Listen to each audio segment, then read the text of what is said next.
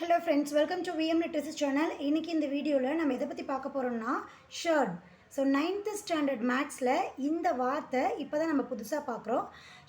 Surdனா என்ன? சரி, அதனுடைய டைப் என்ன? அதை எப்படி நம்ம தெரிஞ்சுக்கிறது? அதை பத்தி இந்த வீடியோல பார்க்கலாம். So இங்கே டெஃபினிஷன் கொடுத்திருக்காங்க பாருங்க. A surd is an irrational root of a rational number. That is nth root of a is a surd.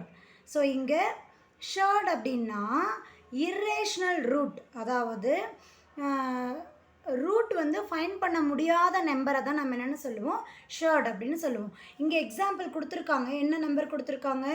√2. So இந்த √2க்கு நம்மளால் பர்ஃபெக்ட் ரூட் கண்டுபிடிக்க முடியாது. இப்போது √4 அப்படின்னு எழுதுனீங்கன்னா இதனுடைய ஸ்கொயர் ரூட் நமக்கு 2ன்னு கிடைக்கும். பட் இதனுடைய ஸ்கொயர் ரூட் நமக்கு பர்ஃபெக்டாக கிடைக்காது, இரேஷனல் நம்பராக தான் வரும். அதாவது √2 உடைய வேல்யூ என்ன? 1.414 அண்ட் எக்ஸ்ட்ரா போயிட்டே இருக்கும் இல்லையா, இது ரிப்பீட்டேஷன். ஸோ நாம் 3 டிஜிட்டில் இதை எழுதும்போது 1.414ன்னு எழுதுவோம். √2க்கு கரெக்டான ரூட் வேல்யூ கிடையாது. ஸோ அது மாதிரி இருக்கக்கூடிய நம்பர்ஸை தான் நம்ம surd அப்படின்னு சொல்லுவோம். சரிங்களா? இங்கே பாருங்கள், வேறு எக்ஸாம்பிள்ஸும் இங்கே கொடுத்துருக்காங்க, பார்க்கலாம். ஸோ இங்கே √3 கொடுத்துருக்காங்க, கியூப் ரூட் ஆஃப் 3 அப்படின்னு சொல்லி கொடுத்துருக்காங்க இல்லையா. ஸோ இந்த வேல்யூலையும் கியூப் ரூட்னா என்ன அர்த்தம்? உள்ளே இருக்கக்கூடிய ரேடிகண்ட் வந்து நமக்கு 3 டைம்ஸ் மல்டிப்ளேயில் இருக்கணும். அப்போ தான் இதுக்கான கரெக்ட் ரூட் வேல்யூ நம்ம வெளியில் எடுக்க முடியும். ஸோ இந்த √3 நம்மளால் வெளியில் கொண்டு வர முடியாது இல்லையா. ஸோ இதுவும் surd. ஸோ இங்கே 1/25ன்னு கொடுத்துருக்காங்க பாருங்கள். √1/25னா ஆக்சுவலி இது எப்படி எழுதலாம்? √1 × 1/5 × 5 அப்படின்னு எழுதலாமா? ஸோ இதை நம்ம கொண்டு வரும்போது 1/5 அப்படின்னு வந்துடுது. ஸோ √1/25க்கான ரூட் வேல்யூ 1/5ன்னு நமக்கு கிடைச்சிடுது. அதனால தான் இதை நம்ம surd கிடையாது அப்படின்னு சொல்கிறோம். ஓகேவா? ஸோ ஆர்டர் ஆஃப் த ஷர்ட்னா என்ன அர்த்தம்? ஸோ இங்கே nth ரூட் அப்படின்னு நம்ம போடுறோம் இல்லை. ஸோ இதுதான் நம்ம வந்து ஆர்டர் ஆஃப் த ஷர்ட் அப்படின்னு சொல்கிறோம். ஸ்கொயர் ரூட் ஆஃப் ஏ அப்படின்னா இதனுடைய ஆர்டர் நமக்கு என்ன? இங்கே எந்த வேல்யூமே இல்லை அப்படின்னா இதனுடைய ஆர்டரை நம்ம 2 அப்படின்னு எழுதலாம். ஓகேவா? இதனுடைய ஆர்டர் நமக்கு என்ன வரும்? இதனுடைய ஆர்டர் நமக்கு 3ன்னு எழுதலாம்.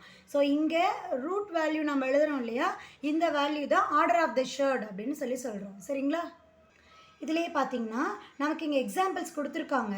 இப்போ இங்கே எந்த நம்பருமே மென்ஷன் பண்ணலன்னா இங்கே 2 இருக்கிறதா அர்த்தம் இல்லையா. ஸோ இதுவும் நமக்கு ஸ்கொயர் ரூட் தான், இதுவும் ஸ்கொயர் ரூட் தான். இது எல்லாமே நமக்கு செகண்ட் ஆர்டர் surd. ஓகேவா? அதாவது குவாட்ரிக் அப்படின்னு சொல்லுவோம். பவர் 2 வர மாதிரி இருக்கிறது எல்லாமே நமக்கு குவாட்ரிக் அப்படின்னு சொல்லுவோம். ஸோ இங்கே இது செகண்ட் ஆர்டர் surd. ஸோ இங்கே பார்த்தீங்கன்னா இது எல்லாமே கியூபிக் ரூட்டு. ஸோ இது வந்து நம்ம தேர்ட் ஆர்டர் surd அப்படின்னு சொல்கிறோம். இங்கே பார்த்தீங்கன்னா இது 2 இருக்குது, ஸ்கொயர் ரூட்டு, இது கியூப் ரூட்டு, இது 4th ரூட்டு, இது 5th ரூட்டுன்னு இருக்குது. ஸோ இதனால தான் என்னென்னு சொல்கிறாங்க, இது டிஃப்ரெண்ட் ஆர்டர் ஆஃப் surd அப்படின்னு சொல்கிறாங்க. சரிங்களா? ஷர்டில் நமக்கு 2 டைப் இருக்குது. ஒன்று என்னென்னு பார்த்தீங்கன்னா பியோர் surd, இன்னொன்று மிக்ஸ்டு surd. பியோர் surd அப்படின்னா என்ன அர்த்தம்னா அந்த வேல்யூவை surd அப்படின்னாவே நமக்கு பர்ஃபெக்ட் ஸ்கொயர் ரூட் நமக்கு கண்டுபிடிக்க முடியாது. ஸோ இங்கே பார்த்தீங்கன்னா எக்ஸாம்பிள் √3, √6, √7 இது எல்லாமே நமக்கு பியோர் surd. இதுலேருந்து எந்த வேல்யூமே நம்மளால் ரூட்டை விட்டு வெளியில் எடுக்கவே முடியாது. சரிங்களா? இப்போது 49னா 7 7s are 49 தான். பட் இது ஸ்கொயர் ரூட்டாக இருந்தால் பாசிபிள், இது 5th ரூட்டாக இருக்குது. ஸோ இதுவும் நமக்கு ரூட்லேருந்து பர்ஃபெக்ட் ஸ்கொயர் ரூட் வெளியில் எடுக்க முடியாது. சரிங்களா? இதை தான் நம்ம பியோர் surd அப்படின்னு சொல்லுவோம். மிக்ஸ்டு surd அப்படின்னு எடுத்துக்கிட்டோம் அப்படின்னா இப்போது √75 அப்படின்னு ஒரு வேல்யூ எடுத்துக்கிறோன்னு வச்சுக்கோங்க. இந்த வேல்யூவை எப்படி எழுதலாம்? 25 × 3 அப்படின்னு சொல்லி எழுத முடியுமா? இப்போ இந்த 25 ஆக்சுவலி எப்படி எழுதலாம்? 5 ஸ்கொயர் × 3. அப்போ 5 ஸ்கொயருக்கு இந்த ரூட் கேன்சல் ஆகிடுச்சுன்னா 5 ரூட்குள்ளே ரிமைனிங் நம்பர் என்ன இருக்கும்? 3 மட்டும்தான் இருக்கும். 5√3 அப்படின்னு இருக்கும் இல்லையா. ஸோ ஒரு பார்ட் ஆஃப் தி போர்ஷன் வந்து நமக்கு ரூட்டை விட்டு வெளியில் எடுக்க முடியுது. ஸோ இதை தான் நம்ம மிக்ஸ்டு surd அப்படின்னு சொல்கிறோம். இங்கே எந்த நம்பருமே நம்மளால் வெளியில் எடுக்க முடியாது, அதனால் இதை பியோர் surd அப்படின்னு சொல்கிறோம். சரிங்களா? நெக்ஸ்ட் இங்கே என்ன இருக்குது பாருங்கள், simple and compound surd.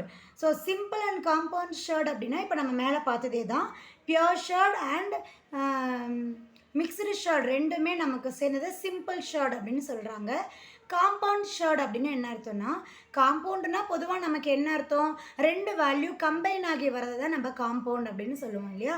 So இங்கே பாருங்கள், பியோர் ஷர்டும் மிக்ஸ்டு ஷர்டும் நமக்கு கம்பைன் ஆகி வரதுனால தான் இது காம்பவுண்ட் ஷர்ட் அப்படின்னு சொல்கிறோம். ஓகேவா. அடுத்தது என்னென்னு பார்த்தீங்கன்னா பைனாமியல் ஷர்ட். காமனாக நமக்கு பைனாமியல் அப்படின்னு என்ன அர்த்தம், ரெண்டு டேர்ம் இருக்கக்கூடிய ஒரு எக்ஸ்ப்ரெஷன் அப்படின்னு சொல்லி அர்த்தம் இல்லையா. நம்ம பார்த்துருப்போம், மோனோ அப்படின்னா சிங்கிள், பைனாமியல் அப்படின்னா டபுள், ட்ரைனாமியல் அப்படின்னா 3 வேல்யூஸ் இருக்கும், பாலினாமியல் அப்படின்னா மோர் தென் 3 அப்படின்னு நமக்கு ஆல்ரெடி தெரியும். ஸோ இங்கே பைனாமியல் ஷர்ட் அப்படின்னா ரெண்டு டேர்ம் இருக்கும் அந்த எக்ஸ்ப்ரெஷனில்.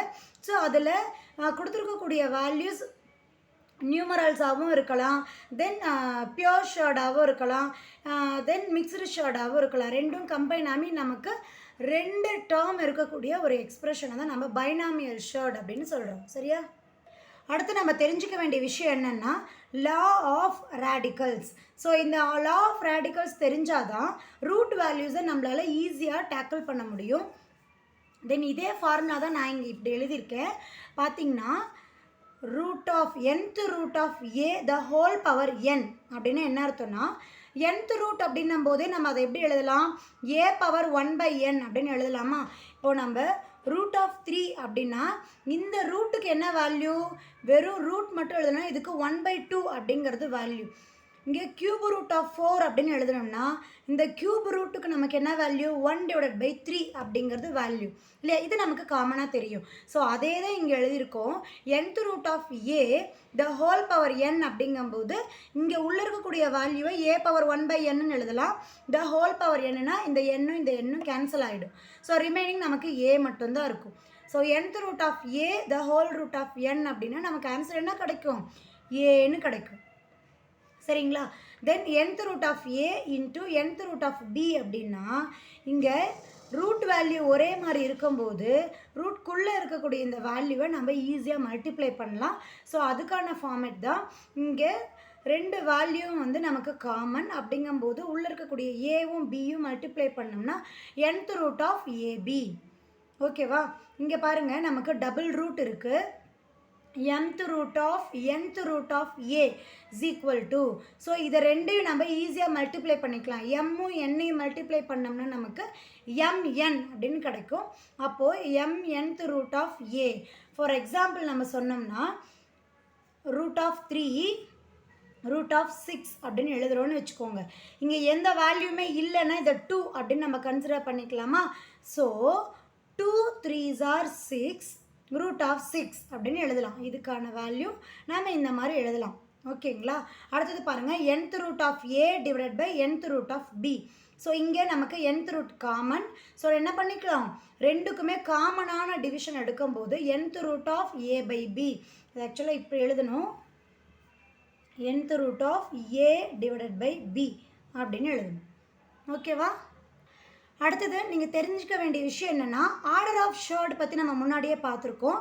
தென் ரேடிகண்ட் கோஎஃபிஷியன்ட். ஸோ ஒரு வேல்யூ நம்ம எடுத்துக்கலாம், ஸ்கொயர் ரூட் ஆஃப் 40 அப்படின்னு ஒரு வேல்யூ இருக்குது அப்படின்னா இதிலேருந்து நம்ம எப்படி இதுக்கு ரூட் வேல்யூ எடுக்கலாம், 40யை நம்ம 4 × 10 அப்படின்னு நம்மளால் எழுத முடியும். ஸோ 4 ஸ்கொயர் ரூட் அப்படிங்கிறதுனால 2 ஸ்கொயர் × 10 நம்மளால் எழுத முடியும். ஸோ 2 நம்ம வெளியில் எடுத்துட்டோம் அப்படின்னா 2 ரூட் ஆஃப் 10 அப்படின்னு நம்ம இதை எழுதலாம் இல்லையா.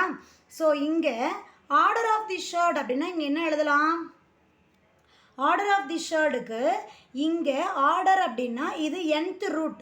என்ன ரூட் இது, எந்த வேல்யூமே இல்லைன்னா 2 இருக்காதா அர்த்தம் இல்லை. So order of the surd வந்து நமக்கு 2. சரிங்களா.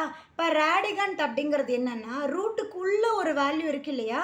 ஸோ அந்த வேல்யூ தான் நம்ம ரேடிகண்ட் அப்படின்னு சொல்லுவோம். ஓகேவா. கோஎஃபிஷியன்ட் அப்படின்னா என்ன அர்த்தம்னா இதுக்கு முன்னாடி ரூட் வேல்யூக்கு முன்னாடி செப்பரேட்டாக ஒரு ஹோல் நம்பர் இருக்குது இல்லையா. ஸோ இந்த ஹோல் நம்பரை தான் நம்ம கோஎஃபிஷியன்ட் அப்படின்னு சொல்லுவோம். ஸோ இங்கே என்ன கோஎஃபிஷியன்ட் 2. ஓகேவா. இப்போ நம்ம பார்த்த இந்த விஷயங்கள் எல்லாமே நமக்கு இப்போது புதுசாக நம்ம படிச்சுட்ருக்கோம்.